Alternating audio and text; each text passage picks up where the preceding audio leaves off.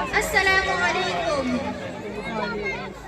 आज की इस महफिल में और आज की इस मुबारक इजलास में मेरी तकरीर का उन्वान है औलाद की तालीम और तरबियत में वालिदैन का किरदार। माँ जिंदगी की तारीख राहों में रोशनी का मीनार है। माँ जिंदगी की तारीख राहों में रोशनी का मीनार है। बाप ठोकरों से बचाने वाला मजबूत सहारा है।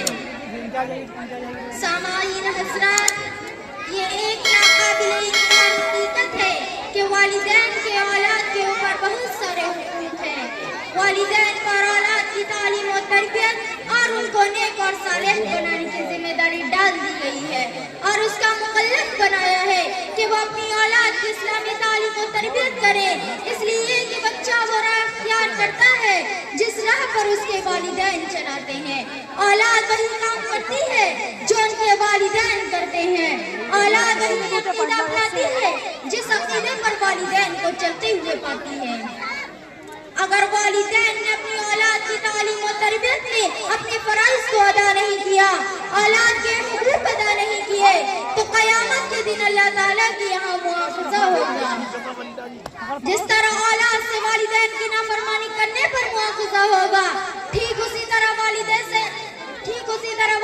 से सवाल किया जाएगा कि तुझको दुनिया के अंदर औलाद जैसी बहुत बड़ी नेमत दी, तो तूने उसकी सही तालीम और तरबियत क्यों नहीं की? वालिदैन का अपने बच्चों पर कितना जबरदस्त असर पड़ता है, इसका अंदाजा इस हदीस नबी से लगाया जा सकता है कि आप सल्लल्लाहु अलैहि वसल्लम ने फरमाया, नबी हुरैरा قال رسول الله صلى الله عليه وسلم إذا مات الإنسان انقطع عمله إلا من ثلاثة إلا من صدقة جارية أو علم ينتفع به أو ولد صالح يدعو له۔ حضرت ابو ہریرہ رضی اللہ عنہ سے روایت ہے کہ حضرت محمد صلی اللہ علیہ وسلم نے فرمایا کہ جب انسان مر جاتا ہے تو اس کے عمل ختم ہو جاتے ہیں مگر تین قسم کے عمل باقی رہ جاتے ہیں۔ نمبر 1 صدقہ جاریہ، یعنی صدقہ خیرات کی ایسی عام شخص جس سے لوگ طویل عرصے تک فائدہ اٹھاتے رہے۔ نمبر 2 ایسی نیک اولاد جو اس کے لیے دعا کرتی رہے۔ نمبر 3 ایسا علم جس سے فائدہ اٹھایا جاتا رہے۔ یہ تو ابتدائی ذمہ داری تھی، اس کے بعد جب اولاد کچھ باشعور ہو جائے تو دوسری ذمہ داری والدین پر یہ عائد ہوتی ہے کہ خود نماز کی پابندی کرنے کے ساتھ انہیں بھی نماز کا پابند بنائیں تاکہ وہ شروع ہی سے اللہ کا نیک اور صالح بندہ بن جائے۔ سیدنا حضرت عمر فاروق رضی اللہ عنہ کے زمانہ خلافت میں ایک مرتبہ ایک شخص نے آ کر شکایت کی کہ یا امیر المؤمنین، میرا لڑکا میری اطاعت فرما برداری نہیں کرتا، میرے حقوق ادا نہیں کرتا، میں اس وقت بوڑھا ہو چکا ہوں اور کچھ کام نہیں کر سکتا۔ یہ سن کر حضرت عمر فاروق رضی اللہ عنہ نے انہوں کو بہت غصہ آیا کہ کیسا نالائق لڑکا ہے، باپ کی نافرمانی کرتا ہے۔ حضرت عمر فاروق رضی اللہ عنہ نے اس کو بلوایا تاکہ اس کو سزا دیں۔ لڑکا آیا تو حضرت عمر فاروق رضی اللہ عنہ نے ناراضگی کے انداز میں اس سے نافرمانی کی وجہ پوچھی تو لڑکے نے عرض کیا کہ یا المؤمنین، میری بھی کچھ باتیں سنیے۔ لڑکے نے کہا یہ میرا باپ ہے، اس کے حقوق بہت زیادہ ہے، لیکن ذرا پوچھئے کہ انہوں نے میرا کتنا حق ادا کیا ہے، میری اصلاح تربیت نے اپنا فرض ادا کیا ہے کہ نہیں۔ جبکہ اللہ کے نبی صلی اللہ علیہ وسلم نے لڑکوں کا نام اچھا رکھنے کا حکم دیا، لیکن میرے باپ نے میرا نام جعل رکھا۔ جعل گندگی کے کیڑے کو کہا جاتا ہے۔ میرے باپ نے میری تعلیم و تربیت پر کوئی توجہ نہیں دی، مجھ کو اللہ اور اس کے رسول کے حقوق سے آگاہ نہیں کیا، والدین اور دوسرے لوگوں کے حقوق سے باخبر نہیں کیا، میرے ساتھ کبھی محبت سے پیش نہیں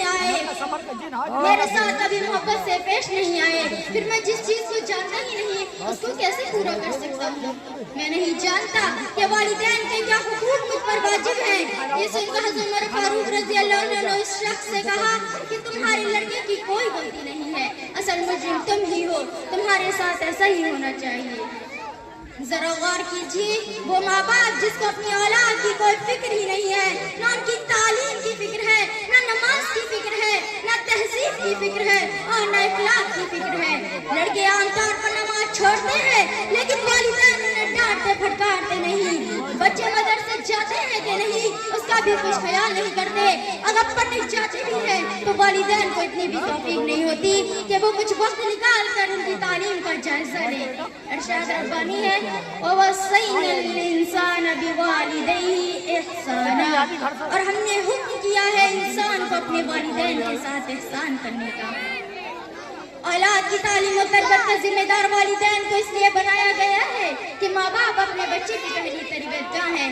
بچہ سب سے زیادہ اپنے والدین سے متاثر ہوتا ہے, ان کے کردار کو اختیار کرتا ہے. لہٰذا اس وقت میں یہ ضروری تھا کہ جب بچے کا ذہن بالکل سادہ اور خالی ہو تو اس میں اللہ کی وحدانیت کا نقش ابھارا جائے تاکہ وہ شروع ہی سے اللہ کا نیک اور صالح بندہ بن جائے.